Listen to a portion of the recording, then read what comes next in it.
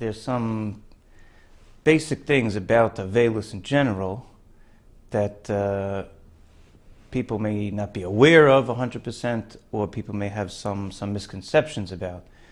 Like the Mesilas Yesharim famously says in his Hakdama, that a lot of the things in his Sefer that he's going to say are really very pashut.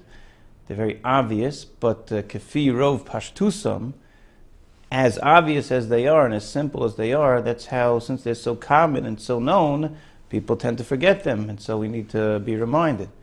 So in the general sugya, the general topic of Aveilus, I think that we find a similar idea, that people assume, rightfully so, that the main idea of Aveilus, the main concepts behind it, is to, here's a person, the Aveil, who's suffering, who just experienced a significant loss, and who needs guidance, who needs to be, who needs comfort, which is all true.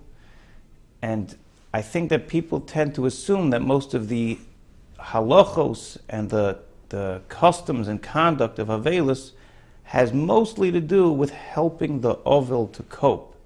Now, while that may be a very important aspect, but really, our sages tell us that there's another central and vital aspect to the Aveilus, and that is the idea of nosei ba'ol im chavero. The Bali Musar explain that in general there's a very important character trait of being nosei ba'ol, of helping out somebody who's in any type of tsa'ar, any type of sorrow, any type of pain, feeling their pain and helping them out. And in the time of Aveilus, there is someone who is experiencing tremendous tsar, but it's not just the Aveil, although that tsar is obviously very significant. The real tsar, though, is being felt as we are ma'aminim, b'nei ma'aminim, people who have emunah, who believe. We know that there's the one who's experiencing the most tsar is the nifter himself, the Neshama of the person who has just departed and now finds themselves in this situation.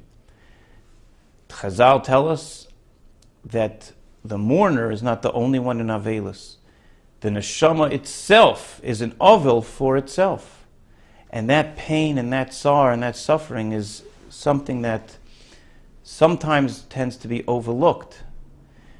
But that Neshama is now coming to grips with the fact that it can no longer perform mitzvos, it can no longer get any zuchusim, merit on its own, and whatever station it's at now, that's the station it will be at forever and ever. Not only that, we know in the next world, that's where a person experiences the judgments, the tribulations, the recompense of the next world. And anybody, which is basically everybody, who has imperfections, those imperfections have to be dealt with, and it's a very trying, very, very hard time for the neshama itself. Aveilus, the idea is to remind the mourner that really there is something that mourner can do to help the neshama. There is an idea that the Aveil should be concentrated and should be focused on the nifter, and to realize and to be nosei ba'ol with the pain of the nifter, and realize that there's something that actually the mourner can do to help the nifter.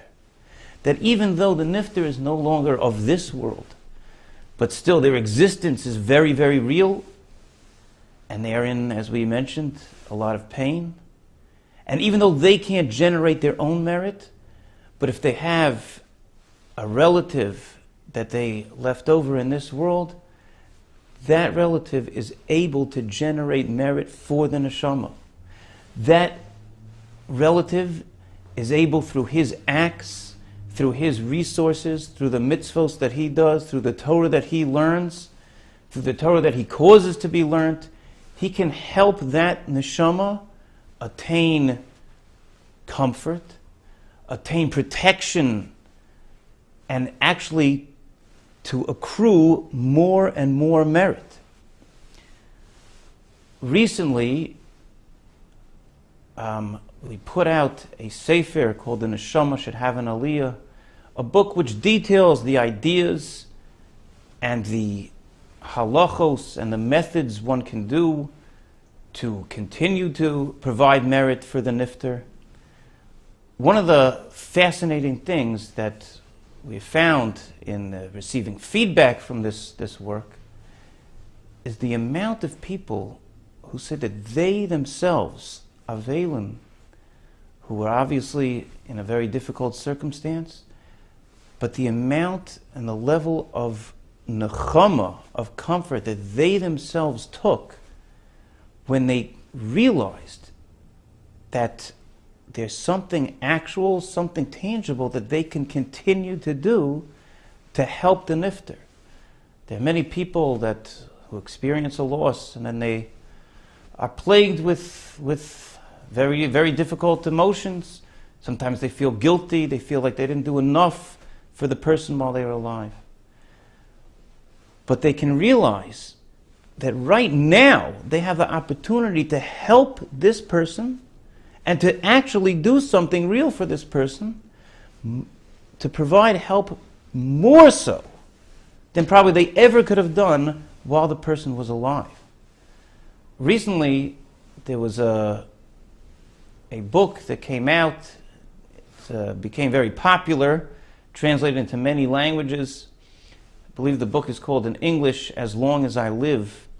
And it's about a certain individual, Aaron Margalit, who led a very difficult life. He was plagued with Yisurim throughout his life. For many years he was paralyzed. For many years he could hardly speak. But through willpower, through emunah, he overcame so many obstacles. He was sick with the worst type of sickness, at least 3 times, I believe.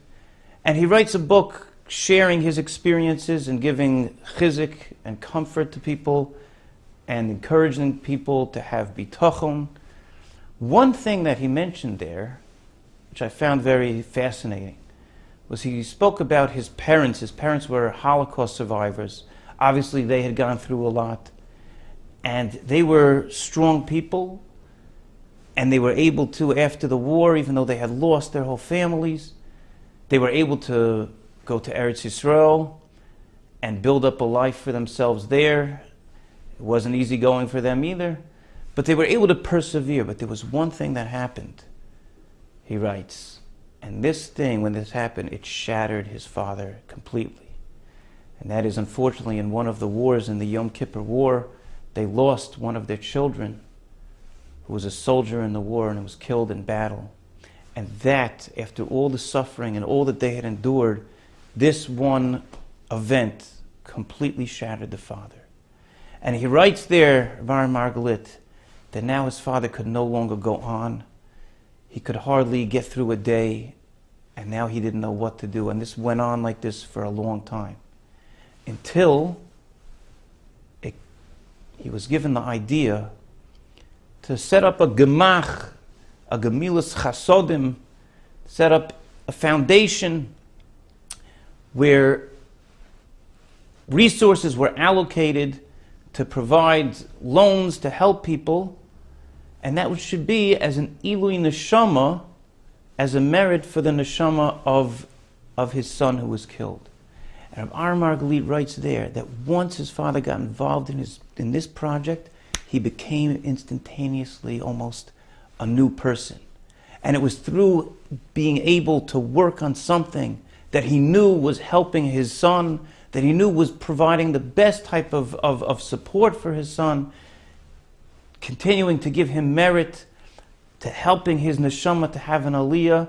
This knowledge gave him the strength and the fortitude to once again continue in his own life and gave great meaning to his life.